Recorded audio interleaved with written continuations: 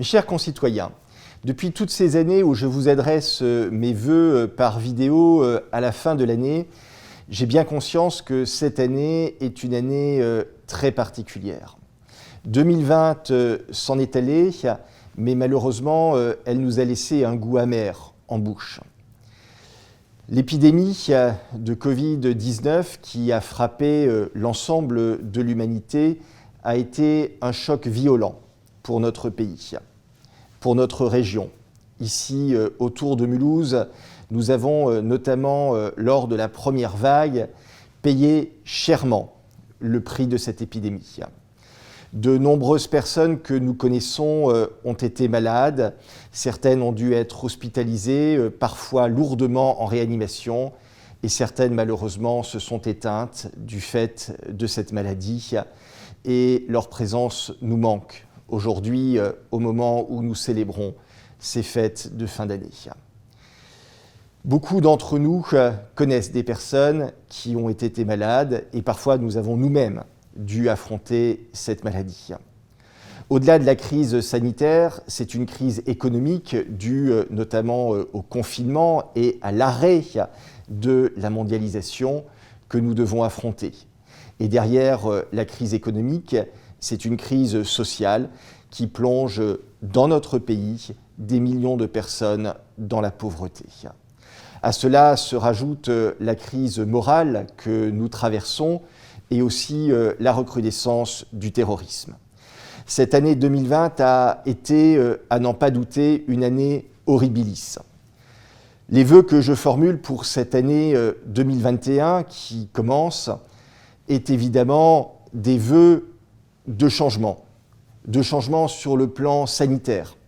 Je souhaite non pas que l'épidémie disparaisse, car je ne suis pas de ceux qui croient au miracle, mais de ceux qui pensent qu'en politique, nous pouvons prendre des décisions courageuses. C'est ce que mon groupe parlementaire, le groupe Agir Ensemble, a proposé à l'Assemblée nationale en adoptant une nouvelle stratégie, le dépistage massif de la population et systématique, l'accompagnement des personnes positives à travers un référent santé qui puisse leur permettre de s'isoler à domicile ou à l'hôtel en leur apportant les médicaments, la nourriture, en s'occupant des enfants s'il faut le faire, mais également un contrôle plus strict de l'isolement pour casser les chaînes de contamination.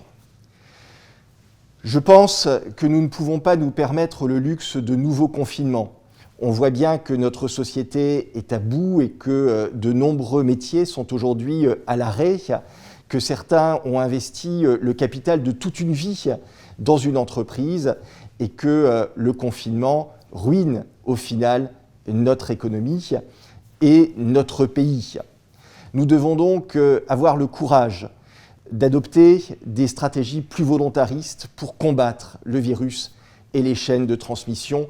C'est le premier vœu que je souhaite, car cela conditionne la santé de l'ensemble de nos concitoyens, mais également la capacité à redémarrer notre économie, à recréer de la richesse, à avoir davantage d'emplois, mais aussi à sortir des millions de personnes de la pauvreté et également de redistribuer la richesse dans notre pays pour être plus justes les uns vis-à-vis des autres. 2021, c'est également une année importante pour l'Alsace, puisque depuis le 1er janvier 2021, la collectivité européenne d'Alsace est née. Cette collectivité européenne d'Alsace, nous l'avions promis, je l'avais promis également, à la fois en qualité de conseiller départemental, mais lors de ma campagne législative également, pour devenir député. Je me suis battu au Parlement, j'ai négocié avec le gouvernement et nous avons voté une loi qui permet la naissance de cette collectivité. Une collectivité à statut spécifique, la seule d'ailleurs qui a bénéficié d'une loi pour la France métropolitaine, qui permettra à l'Alsace de renaître en qualité de collectivité territoriale avec des compétences nouvelles comme les autoroutes, la coopération transfrontalière ou encore l'enseignement linguistique.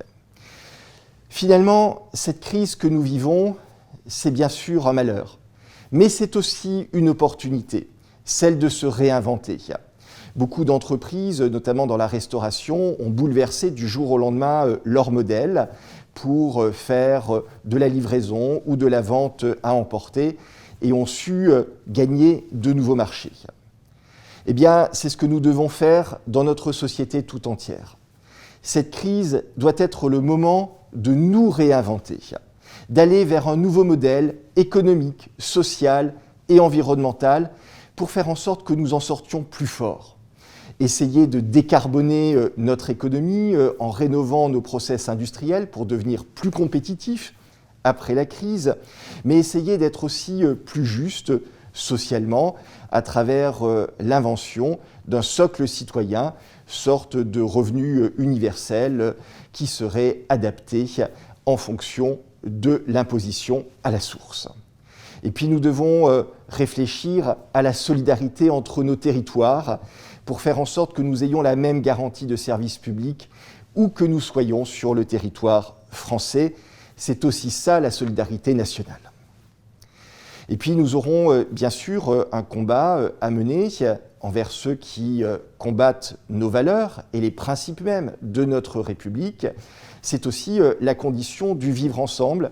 Il ne peut y avoir de loi et de société s'il n'y a pas de respect des règles de la vie en commun. Vous le voyez donc, 2021 est une année de grands défis. Combattre bien sûr la Covid-19, mais aussi en essayant de sortir de la crise, profiter de cette opportunité pour se réinventer ce nouveau modèle économique, social, environnemental, plus compétitif, plus juste, plus respectueux de l'environnement et de la planète. Ce sont les vœux que je formule pour notre pays, pour notre Europe, au moment où nous basculons de l'année 2020 vers l'année 2021. Je formule pour vous ces vœux d'abord de santé, de bonheur et de succès, mais surtout et avant tout des vœux de courage, que 2021 soit pour nous l'année du courage. Je vous souhaite à toutes et à tous de très belles fêtes.